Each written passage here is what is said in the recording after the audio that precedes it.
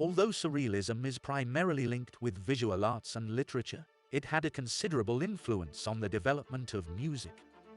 Erik Satie, a French composer, embraced the ideas of Surrealism in his compositions. He played a fundamental role in shaping the musical landscape of the Surrealist movement through his unique compositions, unconventional approach to music, and his alignment with Surrealist principles. In his famous Gymnopédies in 1888, Satie presented a series of 3 melancholic and atmospheric piano compositions that defied traditional tonal expectations.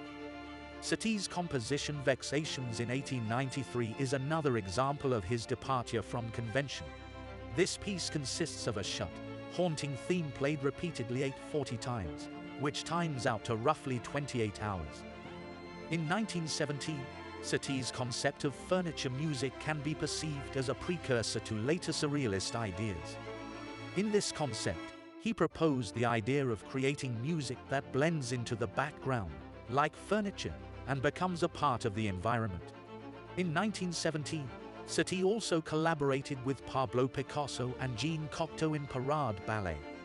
The collaboration between poet Paul Eluard and composer Francis Poulenc played a pivotal role in empowering Surrealist music. Their partnership exemplified the Surrealist approach of merging different art forms to create a cohesive and evocative experience. One of their notable collaborations in 1937 is the song Cycle Such Day, Such Night, which features Eluard's poems set to music by Poulenc. The cycle consists of 9 songs, each one exploring a different facet of love, from sensual to the spiritual, and showcases the unique blend of Eluard's poetic imagery and Poulenc's musical sensitivity.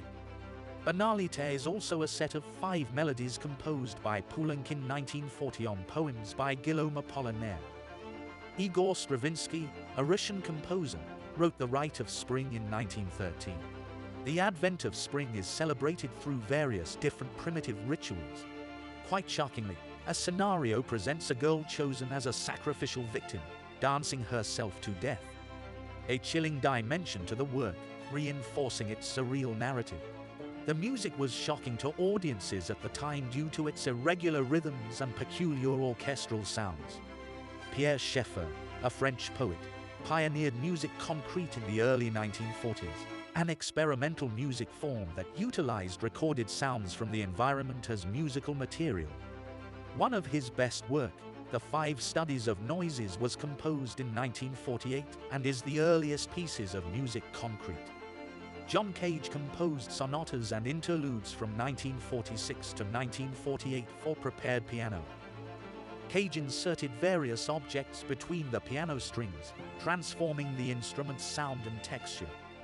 Music of Changes in 1951 featured abstract symbols and graphic notations, allowing for multiple interpretations and embracing indeterminacy, a surrealist concept. In this provocative piece 433, Cage instructed performers to remain silent for 4 minutes and 33 seconds, highlighting the ambient sounds of the environment as the music.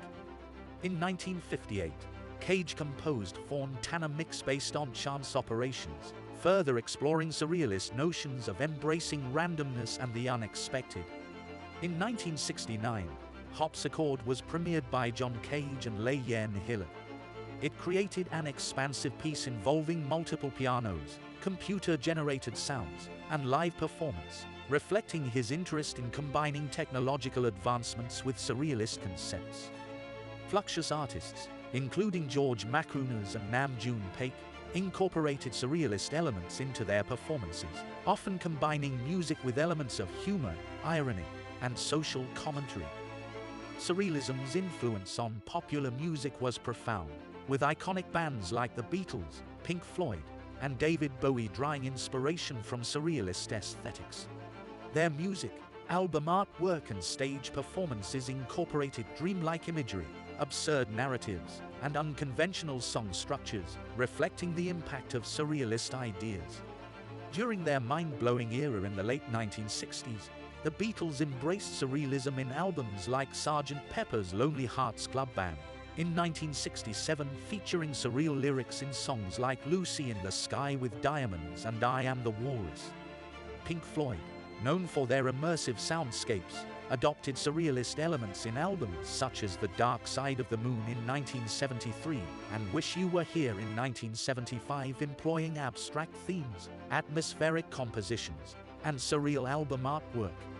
David Bowie, a master of reinvention, explored surrealism in albums like Hunky Dory in 1971 and The Rise and Fall of Ziggy Stardust and the Spiders from Mars in 1972 with symbolic and dreamlike lyrics, as well as visually striking personas. In the late 1990s, Radiohead used surrealist lyrics and song structures. OK Computer in 1997 and Kid A in 2000 created unsettling, introspective soundscapes with electronic and experimental elements. In the 2000s, the Flaming Lips music had been surreal and whimsical. Yoshimi Battles the Pink Robots is a psychedelic, experimental album about a girl fighting evil robots. In the 2000s, Animal Collective used experimental pop and psychedelic soundscapes to explore surrealism. Meriwether Post Pavilion captures surrealism with intricate harmonies, abstract lyrics, and playful experimentation.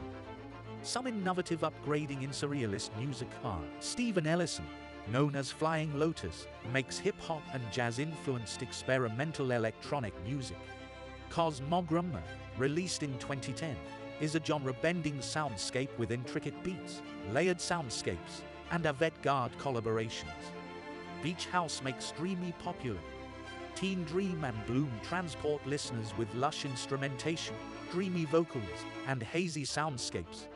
Deerhoof vs. Evil by Deerhoof Group showcases their surreal, playful sound with catchy hooks, off-kilter rhythms, and whimsical lyrics. Kevin Parker's project Tame Impala explores surrealist psychedelic rock. Lonerism, released in 2012, is a surreal soundscape with swirling guitars, lush production, and introspective lyrics. Tyler, the creator, blended genres and used surrealistic imagery and absurdist narratives in albums like Wolf in 2013, pushing the boundaries of hip-hop. FKA Twigs music, visual art, dance, and fashion creates an immersive artistic experience. Her album LP1, released in 2014, features surreal visuals, experimental choreography, and multimedia collaborations. Zen in 2014 and Mutant in 2015 by Arca feature glitchy textures, fragmented beats, and distorted vocals, creating a surreal and disorienting sound. Late electronic music producer Sophie used surrealist aesthetics. Bip in 2013 and Pony Boy in 2017 used experimental production and sound structures. Vulnicura in 2015 and Utopia in 2017 continued Bjork's surrealist exploration. Her surreal, emotional music combines unconventional song structures, innovative production, and poetic lyrics. Daniel Lopatin, known as OPM, explored technology and emotions with albums like Garden of Delete in 2015 and Age of in 2018, using fragmented samples, glitchy textures, and surreal sonic collages. Kevin Parker's Currents in 2015 and The Slow Rush in 2020 show the surreal and psychedelic rock, dreamy melodies, and introspective lyrics. Albums of Strange Mercy in 2011, Mustuction in 2017, and Daddy's Home in 2021 showed St. Vincent's surrealism. Her rock and pop art has catchy melodies, distorted guitars, and surrealistic stories. So, it seems the legacy of surrealist music continues to inspire and influence artists across the musical landscape. Don't forget to check out our YouTube channel.